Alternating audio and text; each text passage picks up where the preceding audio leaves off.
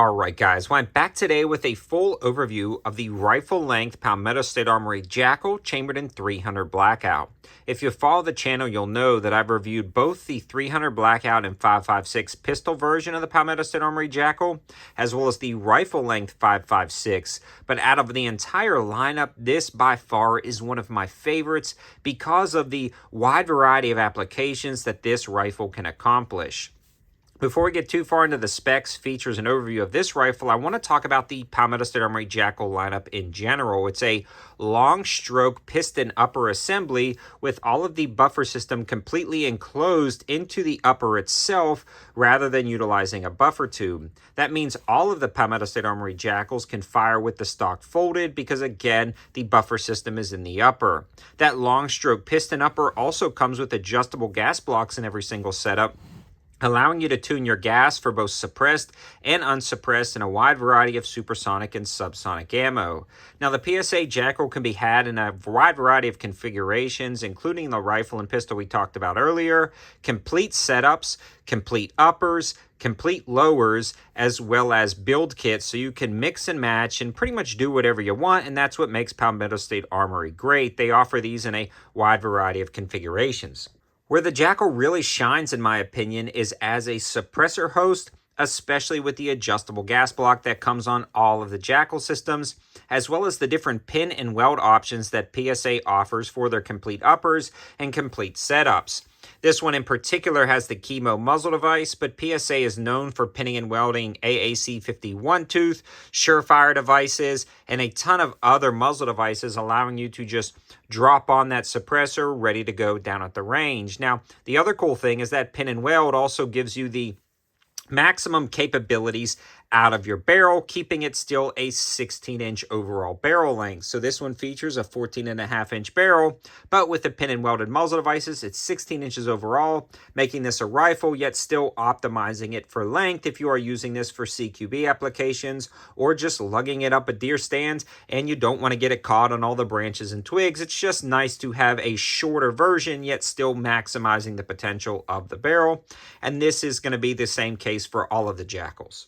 This one features a chemo muzzle device and a nitrided barrel, and overall I've had great luck with just the performance of the muzzle devices on the upper assemblies. Out of all of the pin and welds I have, everything is lined up perfectly.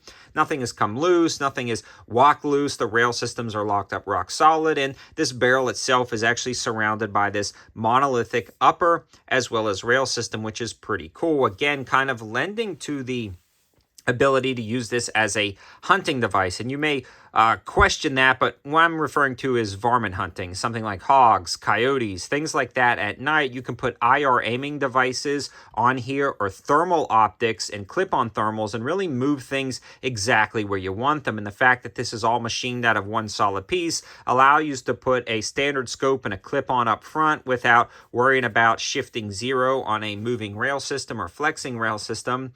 And it also allows you to put red dot up front, night vision behind it. I mean, the list goes on and on, but the fact that it's all monolithic and you can slap an IR device on the front and that suppressor on the end means those hogs and coyotes are in trouble. The M-LOK is everywhere you need it, but one thing to note about the JAKLs is they are going to be heavy. You can get an AR-15 much lighter than you can get the Palmetto State Armory JAKL. So keep that in mind when you're purchasing this. But for me, every rifle fills a different role in my arsenal, and this doesn't fill a lightweight role. If I'm going with lightweight, I'm grabbing something else. What this fills is a more compact role in my arsenal with the folding stock because of that gas system and piston system all contained in the upper with the buffer system itself. This allows you to stow and go, store it a little bit easier, throw this in the passenger seat of a side-by-side, especially if you're hog hunting going out on the land, or using this as a ranch rifle, where weight is not a concern because you're throwing this in your car or your side-by-side or your ATV, and size is more of a concern than weight. I wouldn't really use this for a backpacking system. Now, moving along to the stock itself, there's a few different variations, and honestly, I don't love the PSA version of the stock. I get way too much flex in this stock. It definitely bends around, but it works. It does the job. It performs nicely, and I love the concept of it. It does have a nice adjustable cheek piece, adjustable length of pull on the back right here, and it folds to the side, but PSA actually offers these complete lowers with Magpul folding stocks or Magpul stocks, and I really love those. They feel a little bit more solid, and that's what I would personally recommend.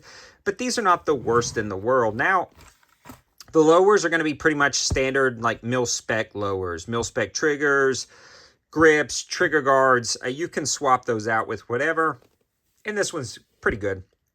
EPT trigger, definitely better than a standard mil-spec trigger. But nothing to write home about. It's not the best match grade trigger in the world, but it's pretty darn good, especially for the cost. And you can save a little bit by mixing and matching uppers and lowers, and it just saves you some money that way. Now I want to talk about reliability in the ammo used. I want to give a huge shout out to AAC for sponsoring the ammo for this video. We ran a ton of their 300 Blackout, dialed in the gas setting, and this thing ran like a sewing machine, was chugging right along without a suppressor, supersonic, 150 grain, 300 Blackout, was putting them in a nice, neat pile, no issues whatsoever, functioned great. Switched to a few different subsonic loads, and it all ran great, but I did have to adjust the gas settings, but that is super simple because you can reach up and just simply click that over.